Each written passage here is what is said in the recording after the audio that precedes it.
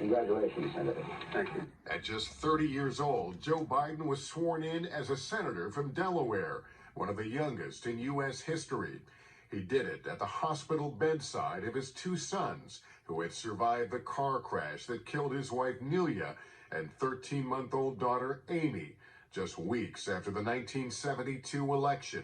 I make this one promise that if in 6 months or so there's a conflict between my being a good father and being a good senator, I will contact Governor-elect Tribbett, as I had earlier, and tell him that we can always get another senator, but they can't get another father.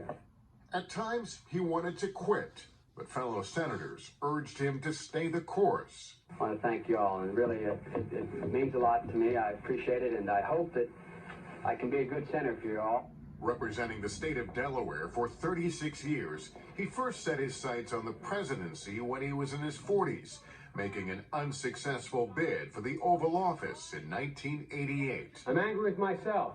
Followed by another attempt in 2008, before joining Senator Barack Obama's ticket and ascending to the vice presidency. I leave here today to begin my service to our nation's first African-American president. Tragedy rocked the Biden family again in 2015 when brain cancer took the life of the then vice president's oldest son, Beau. A year later, speculation around whether or not the then VP would enter the presidential race once again, ultimately stepping aside as Hillary Clinton became the Democratic nominee. Historic, unprecedented moment. In 2019, Joe Biden, fueled by then-President Trump's comments about the racist rally in Charlottesville, decided to run for president once again. During the 2020 Democratic primaries, he hinted at being a one-term president. Look, I view myself as a bridge, not as anything else. For Biden, the third time was the charm. At 78 years old, the man who came to Washington as one of the youngest senators became its oldest president. At this hour, my friends, democracy has prevailed. But his age put a magnifying glass on every stumble through the years. In April 2023, Biden announced he was running for a second term. Behind the scenes, many Democrats were concerned about his age and his poll numbers. One of them, Congressman Dean Phillips, even mounted an unsuccessful primary challenge. The American public agreed. Polls early this year found fewer and fewer Democrats confident in his mental capacity to serve as commander-in-chief. The Biden campaign, hoping to change the narrative, looked to the example of Ronald Reagan, who erased concerns about his age in a 1984 debate with one iconic line.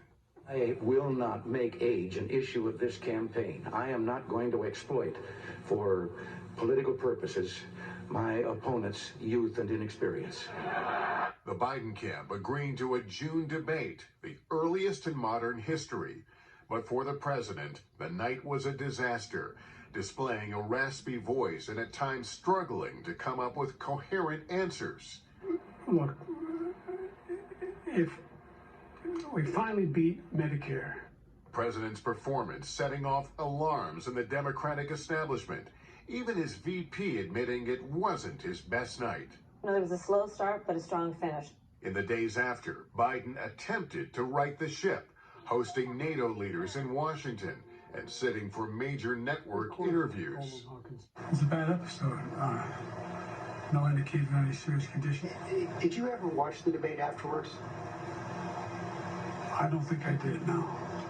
But it wasn't enough, as dozens of House and Senate Democrats began calling for him to drop out. The growing drumbeat finally too loud to ignore. It's up to the president to decide if he is going to run. We're all encouraging him to make that decision because time is running short. The president's more than half a century run in Washington, D.C., now coming to a close, but not the way he wanted.